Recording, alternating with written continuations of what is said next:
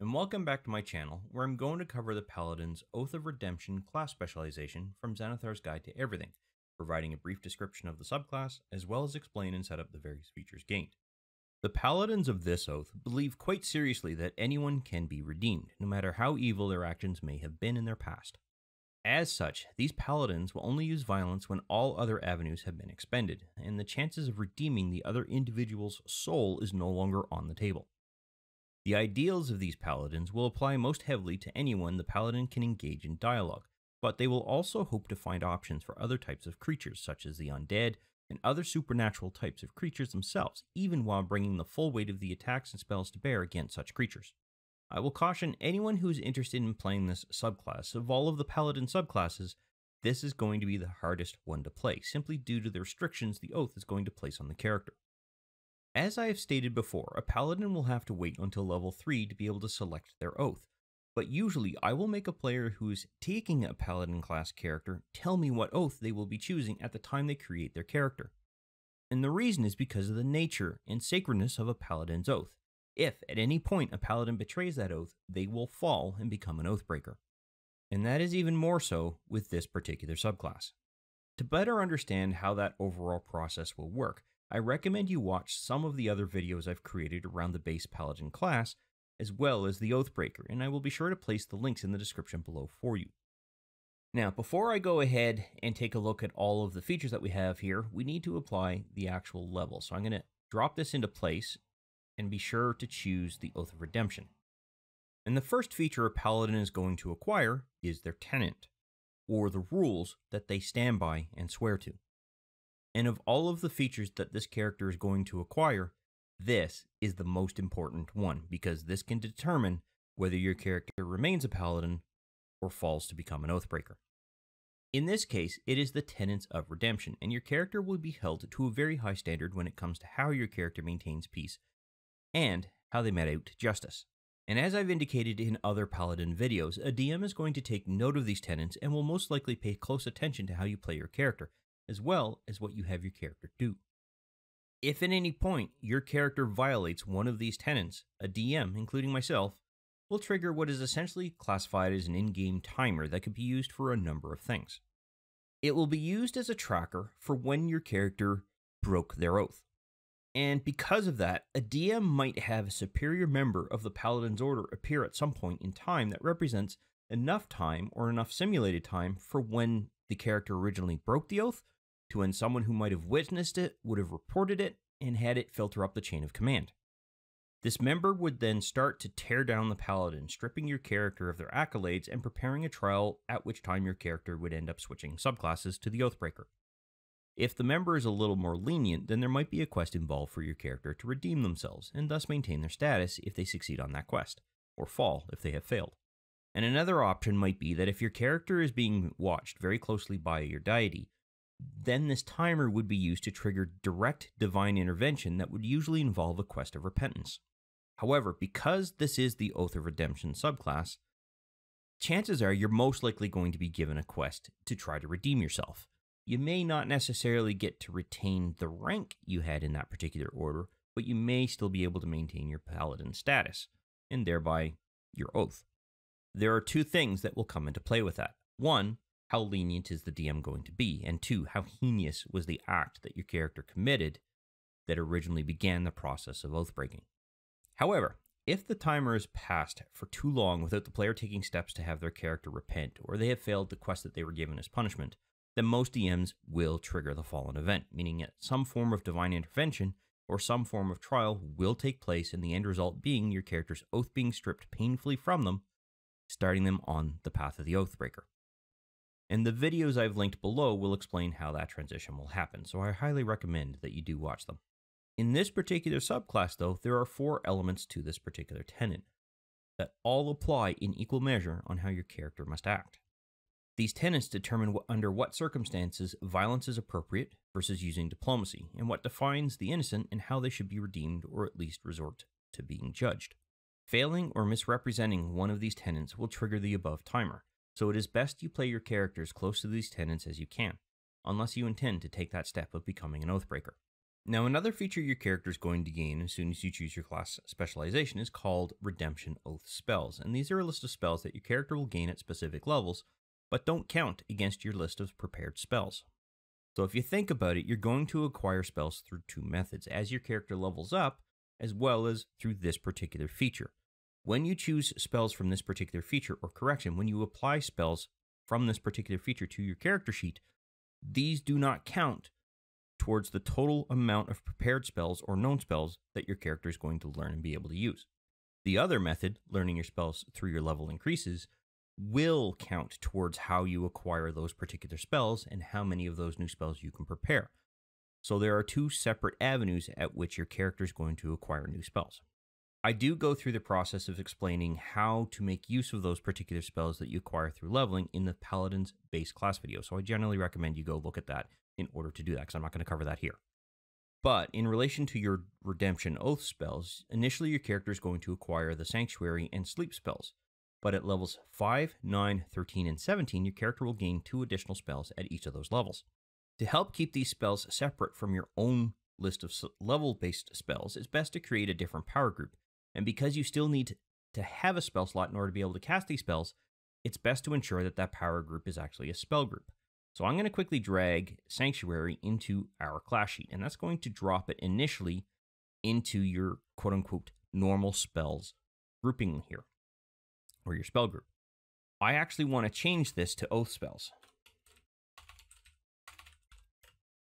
And that will create a brand new spell group. In fact, it's up here. Sorry, it's not a spell group, it's a power group. But I want to click on the sword here to change it to the book, and that turns this into a spell group. I also want to ensure that Charisma, if I'm not mistaken, or it might be Wisdom, I'll double check, hang on one sec. That is spellcasting. If you go down to your spellcasting ability, it is your Charisma modifier. So I want to go through and make sure that all of these are set up as Charisma, so that any spell that falls into this particular spell group will use the right stat. Now, with this here, and this group set up, I can now drag the sleep group into place. I then want to ensure that I flip to the preparation mode here and go through and set that to prepared. Again, you don't have to do that, but I have found some spells will not show up in your actual character sheet under the actions and combat section here. So if you go to combat and actions, sometimes they won't show up here if they're not prepared. The good news for you, though, is that these can remain prepared because they don't count towards your overall prepared listing of spells. It's only these ones down here and any that come off of this particular spell group, including levels 2 through 5, that would have to be prepared. And what I mean by that is that if you wanted to switch out Cure Wounds, you would uncheck Cure Wounds, check the spell that you want to actually have prepared, and move forward from there. Whereas with these ones here, they can just simply always be prepared. And when we drag the next levels of spells into place, we'll see that new groups will be created that are linked to this particular group. Now, the reason why we wanted this to be a spell group is as follows. If we went through and we burned through all of our spell slots, you will see that both the Oath spells and the normal spells have gone away. And that's exactly what we want. That means that this grouping is working the way that we need it to. The final feature your character is going to gain at level 3 is called Channel Divinity for Redemption, which grants you 2 new divine options your character can make use of that link directly to your Channel Divinity feature, which is explained in the Sacred Oath feature, but your actual divine capabilities are granted in this feature. In this case, your character will be able to make use of the Emissary of Peace and Rebuke the Violent options, each of which we will explain in a moment. The first thing I want to do is prepare the power group we will need to apply these options and make them useful. So what I'm going to do is I'm going to drag this Channel Divinity feature into place and drop it into pretty much anywhere you want to put it, but generally you don't want to drag it into a spell slot because then it will apply to the spells. Sorry, spell group. I want this in standard mode and I want this in group mode. So the first thing I want is this is going to be called Channel Divinity for the power group. I then want to modify that power group to make sure that this is set up for 1 use as a rest period, because your character can reuse this again after they complete a short rest. They're not just restricted to once per day casting. as I have unfortunately stated prior in the past. But you also want to ensure that this is also linked to your character's charisma, because all of your spellcasting capabilities and features themselves all rely on your charisma. So this is pretty much set up from a power group perspective. With the Emissary of Peace option, your character gains a +5 bonus to your character's persuasion checks for a total of 10 minutes after you activate the option. So what this means is we have to be very specific on how we set this up. Now I'm going to keep this grouping here, but I'm going to rename this to Emissary of Peace.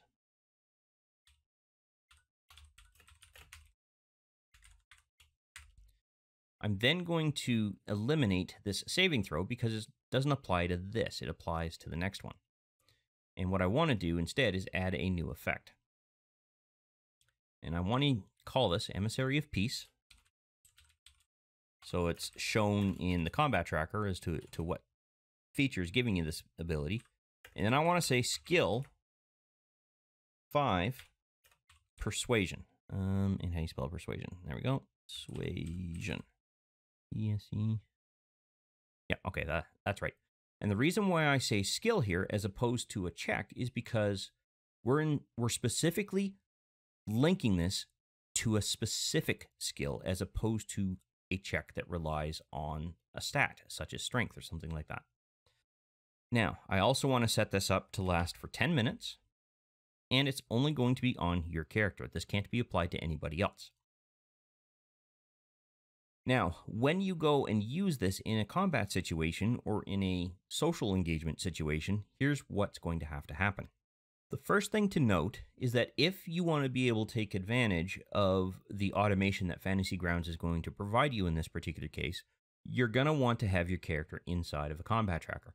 Because it doesn't matter whether the combat tracker is open or closed, the minute you apply this effect, it's going to get applied to your character. So if we take a look at the combat tracker, we can see that that is here, even though I didn't have it open. Now what I can do is go ahead and roll that persuasion check. And you will see that our original bonus is +3, but our overall bonus is +5, and we can see that the effect was applied here. This still remains because it's going to remain for a period of 10 minutes. So if you're doing this outside of a combat scenario, then you and the Dungeon Master will have to agree when this stat falls off. Or if you're doing this in a combat situation, as you can see, it will last for 100 rounds. Regardless, this particular feature is set up the way that we want it to, but I'm going to remove this effect from our character in preparation for Rebuke of the Violent. So the other option your character gains with Channel Divinity is called Rebuke the Violent, and it allows you to use a reaction to potentially damage anyone who has just damaged a creature other than yourself and happens to be within 30 feet of your character. For example, if you happen to have a party that contains a cleric and an orc happen to hit that particular cleric, and both of those characters are within 30 feet of your own character, then you can make use of a reaction to sort of force that particular orc to make a saving throw, which is a wisdom-based saving throw, or suffer damage that they just themselves dealt to the cleric. So if they happen to hit that cleric for a total of, let's say, 15 points of damage, a little bit overpowered for orc maybe, I don't know, then what'll happen is if they fail their own saving throw, specifically the orc failing that saving throw, they themselves will also suffer 15 points of damage. However, if they succeed on that saving throw, they will suffer half that amount of damage, which is about 7 points, because everything in Fantasy Grounds likes to roll down. In fact, everything in D&D likes to roll down. Round down, I should say. Now, the damage type that will be dealt to them isn't going to be equal to what they themselves dealt to the cleric. It is actually going to be changed into radiant damage, because it's your power that is actually returning that damage back at them, but it's changing the type in the process. Now, the saving throw is going to be relatively easy to set up. All we have to do is drag and drop this into place, make sure it's part of the Channel Divinity group, and it's already there, right here. We just have to pop this open so that it updates to take advantage of the stats here that we've already got set. Now, the damage, that's going to be something else entirely. Because there's going to be a damage type change involved here, we just can't simply drag and drop any damage rolls that might have occurred within the chat window back onto the character or creature that actually did the initial damage. That just isn't going to work. What we're going to want to do is add a new damage type effect here and prepare it to receive an amount that you're going to have to manually enter. But we can preload the damage type there. So we can tell it that we're going to be doing radiant damage. And this way, when someone rolls damage within the chat window here, we can take that value, quickly add that into this particular damage bonus box here, if you will, and then apply that damage, and then just delete it when you're done. So I will show you how that works. Now, before I show you the actual combat scenario, I've just quickly updated the name so that we can see that it's Rebuke the Violent here. All right, so I've set up a combat scenario here where we have the vampire attacking Ape 1. The Ape 1 is an ally of our Paladin. I'm going to quickly undo any damage that the ape has suffered and bring these guys back from the dead. Forgot to do that before this particular combat scenario started. Now, the way this is going to work is as follows. The vampire is going to attack the ape. They're going to roll an attack roll. They're then going to roll the damage. At this particular point in time, your character can make use of your reaction, and you're going to make that vampire roll a saving throw. So all you do is you just pick up and drop this dice onto the vampire, unless you have them targeted. You then, in this case, they succeeded, so in theory, they should only suffer half of the damage. We'll see if that actually is going to be the case or not. It might only work if you have them targeted. We'll see. Now, they did 6 points of damage. You're going to want to open up this radiant damage indicator here, put in the 6, drag and drop this into place, and you'll see that they took only 3 points of damage, so the half saving throw did come into play. Excellent, that's what we want. And then just go ahead and remove that. So I just went ahead to trigger enough rolls so we get a failure, just to show that if we had modified the radiant damage to do the 6 points of damage that they had originally dealt, and then applied that, they would have suffered the full amount of radiant damage. That's the advantage of doing the damage type change. If we had just simply drag and dropped the damage that they themselves had delivered back onto their own character, they would have resisted some of that. In fact, I can scroll up here and do just that. So here's the damage that they did to the ape. If I just simply drag and drop that onto here, and then scroll back down to the bottom so that we can see what happened, they partially resisted that. So it's definitely advantageous to make this change. Now, the reason why we want this to be part of the same power group that has this uses preset is for the following reason. Because we just used Rebuke the Violent, I can select that I just used that. You'll see here that it has also put a checkmark in Emissary of Peace, and that is because these two options are linked when it comes to their uses. You're using the Channel Divinity feature as a whole. You only get one use per rest as a result of that. So in order for your character to be able to use both Rebuke and Emissary of Peace, you need to have had a short rest between the two uses. So later on, you go ahead and complete a short rest. It returns. You then go ahead and cast Emissary of Peace. Now you can't use Rebuke the Violent. That's exactly how this feature is supposed to work. Now at character level 5, you're going to acquire 2 additional spells from your Redemption Oath spells feature. All we have to do, now that we have the Oath spells level 1 power group set up, or spell group I should say, is simply drag and drop these into place. Once we do that, you'll see that it will create a level 2 group. So you can see level 1 here was our original group of spells. Level 2 is our new set of spells. And it should set everything up so that it uses the exact same stats that our level 1 group uses, because these two groups, because they have the same name, are linked to one another. So if I make a change here, it will carry down to all of the groups that have the same name. The same thing can be said here of spells. If you add in additional spells, so we had level 2 spells, and you gained an option or a feature that allows you to adjust, instead of using Charisma for your spell type or spellcasting capability, you could use, say, Wisdom, then you could modify the spell group here to change all of this to Wisdom, and it will go ahead and make use of Wisdom from that point forward in all of your spell groups. That's how that feature works when it comes to stuff like this. But in relation to our Oath spells, we're set up and ready to go. At Paladin level 7, your character is going to gain access to the Aura of the Guardian feature, creating an area of protection around your character that extends out to 10 feet. When someone within that aura is hit by an attacker, your character can use a reaction to take the damage in their place, thus magically transferring all of the damage to your character. However, no other effects are transferred with the damage, meaning that if a creature suffered a poison attack that added a poison effect to the initial target, that effect remains with the initial target and does not get transferred to your own character. Additionally, it should be stated that even though if your armor class is higher than what the original target's AC was, you will still suffer the damage because you're not intercepting the attack, you're intercepting the damage after the attack had already taken place. So you're willingly taking that damage into your own person. This should be announced just before the Dungeon Master rolls the damage so that they can take steps to apply the damage to your character rather than the ally you just protected.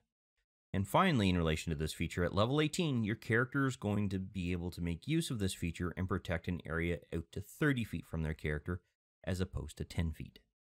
Now, generally, I would not add this particular feature to the Actions tab. However, because you are going to be actively making use of a reaction to intercept incoming damage, then what you need to be able to do is track the use of this without necessarily expending uses because there is no usage limitation here.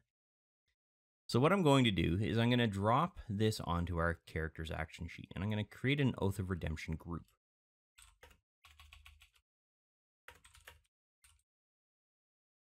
Not redemption. Redemption, there we go. And this way, all you have to do to indicate to the DM that you're using it as part of reaction is just to click it, and it will show up here.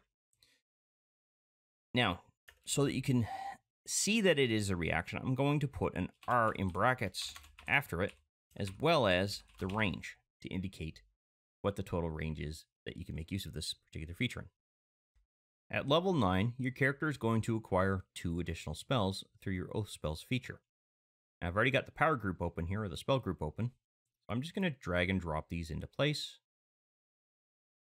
And we will see that we've now got a new level 3 power group or spell group, and our 2 spells are in place and ready to go.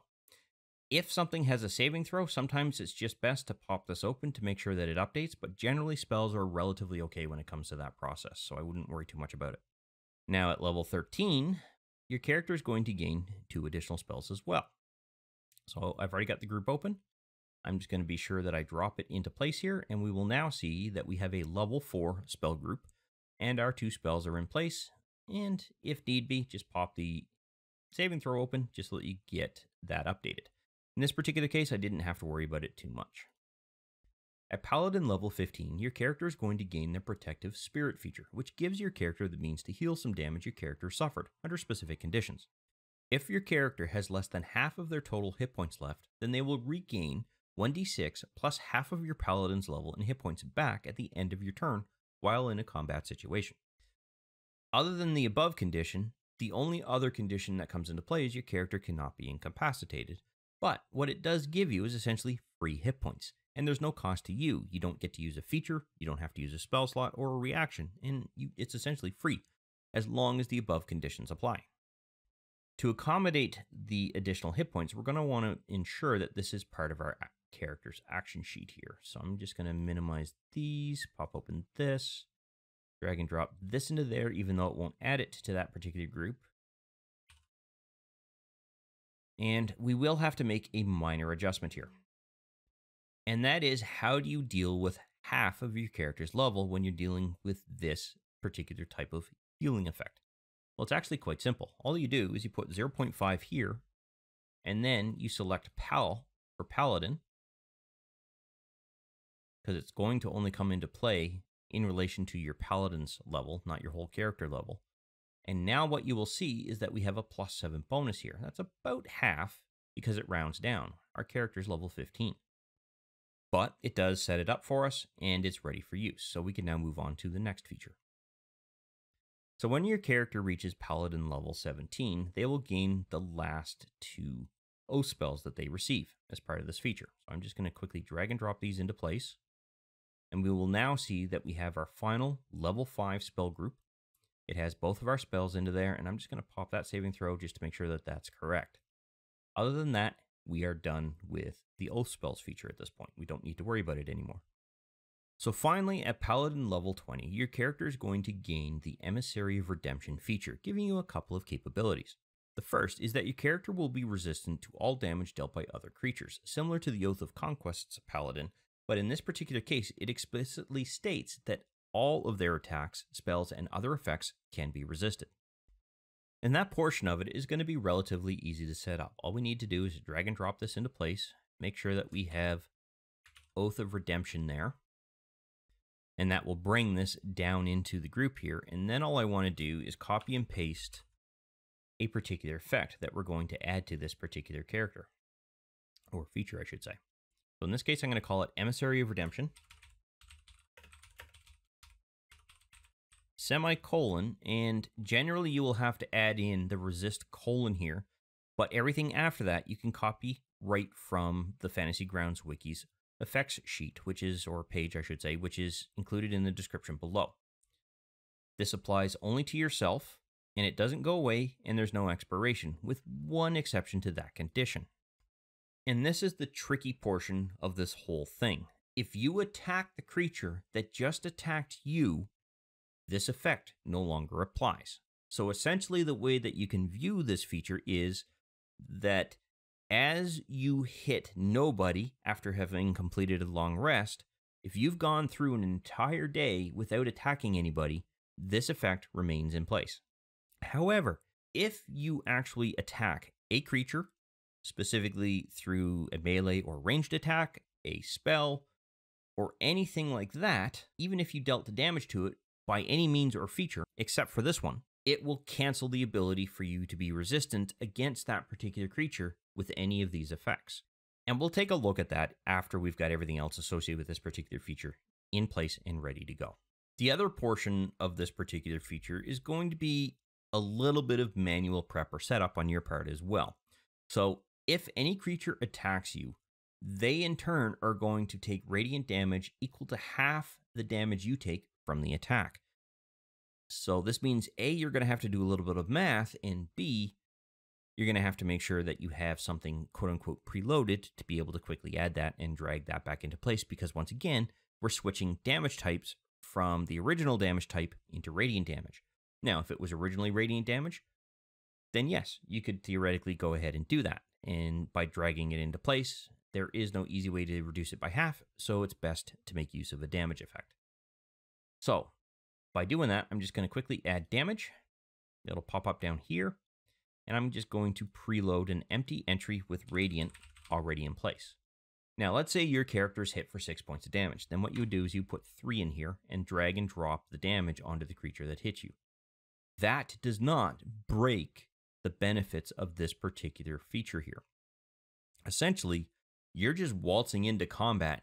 Characters are wailing away at you left, right, and center, and as long as you don't attack back, this remains in effect. And as I've stated earlier, if you attack any of the creatures on the field of combat, those creatures become immune to this resistance, meaning that all of their damage will be able to get through to your character. So it's best to try to hold off attacking as long as you possibly can. Now, I indicated that there was an option to be able to possibly set up this feature so that you could theoretically tag a creature that you then attack, making this no longer applicable to that creature. Well, there is, but it's actually the flip side. What we can do is we can set up a marker that is added as an effect to all of the creatures that you would consider an enemy on the field of battle. As long as they have that marker and they attack you, then these resistances can automatically come into play, although you'll still have to deal with this particular damage effect here manually. There's nothing we can do about that. But we can set it up so that the resistances could theoretically come into play. So let's go ahead and add a new effect to this feature. I'm literally just going to put in Emissary of Redemption. And all that is going to act as a marker. That will get assigned to any creature you are not attacking. Next, I want to modify this so that we do the following. IFT, colon, custom, and in brackets we put in Emissary of Redemption, and I think it's a semicolon there. Then we want this resistance to come into place. And yes, it is a semicolon. So let's go ahead and take a look at this inside of a combat situation. I'm going to move our combat token just to here for the moment. So on your turn, the first thing you would do is go ahead and drop this effect on any of the creatures on the field of battle. You haven't attacked anything yet, but that's what you want to do. Now, you then advance your turn after you have applied this effect to yourself. I forgot about that part. So I'm going to have the vampire attack you as opposed to the ape. So in this case, the paladin. I'm going to roll the damage. That's going to be a miss. That's fine. I'm just for the purposes of being a bit obtuse here, I'm going to roll again. And the odds are that I would roll 2 in the same time. All right. And I get a hit. There we go. I finally have a hit. Now, this is going to do piercing and necrotic damage. There's also an effect that comes into play here, but what I'm trying to point out is that we are partially resisting that damage. They rolled a 20, we only took a 10. So we took half of the amount of damage from that hit. Haven't attacked anything, but you can see that the resistance came into effect. Now, if I go ahead and remove that particular effect on the vampire, because let's say it's round 2, and I've already gone ahead and attacked the vampire as the paladin. Now when that vampire goes and makes their damage roll, watch what happens here. You will see that all of the damage goes against our paladin. That means this is working. Now, if I go ahead and move this attack token to the ape and have that ape go ahead and attack us, you gonna get high enough? Nope. That high enough? Yes. Now I roll the damage, we should see that we have partially resisted here. I haven't changed anything except removing the effect from the vampire. That is actually a very viable method of helping you out. All you have to remember is which target you're attacking and then remove that effect from that target. Specifically this effect. This remains on your character permanently. Now, the thing that I didn't do was apply the initial damage. When the vampire first attacked us, if you recall, it did 10 hit points of damage. Well, what I should have done immediately after that was modified this to do 5 points of radiant damage and then drop that onto the vampire. And then cleared this out for the next attack. As long as I don't attack that vampire or any other creature in this particular combat scenario here, then I can do that. Now, you'll notice that I said 10 points, not the full 20 that they originally did. That's because, according to the description, it's half of the damage you take from the attack, which means it's going to be half of any damage you resisted. So, for example, in the case of the ape that did 7 points of damage in their initial damage roll, but only actually did 3 points of damage to the paladin, that means we're going to do 1 point of damage back to that particular ape. So you just drag and drop the effect back onto the ape, and there you go. That's how that whole thing has to work. Now, when it comes to the damage that the vampire is now doing to me, none of this particular feature or ability of that feature applies to the vampire. The only amount that applied was the initial 10 points that they actually hit us with. The subsequent 20 hit points that got through our resistances, that does not get applied back onto the vampire because that no longer comes into play because we're attacking that creature. However, it still comes into play for all of these creatures. So it's the only tricky component of this particular feature, but I think this feature is still worth it because of it. And unfortunately, that does bring us to the end of the overall setup for this particular character. And the Paladin of Redemption is closer to what I've grown up with thinking a Paladin should be because of my earlier years with AD&D and the way that earlier rulebooks described them. Newer editions have definitely broadened what can be classified as a Paladin, but this particular subclass feels pretty much perfect for it. However, it will be a very difficult one to play. However, this does bring us to the end of this video. I hope you found it useful and informative, and I look forward to seeing you in the next one. I wish to thank you for taking the time to watch this particular video. I hope you found it informative and useful to familiarizing yourself with Fantasy Grounds in general, and that you had fun in the process. If you found the video useful and you liked the content of the particular video, go ahead and click that like button to let me know.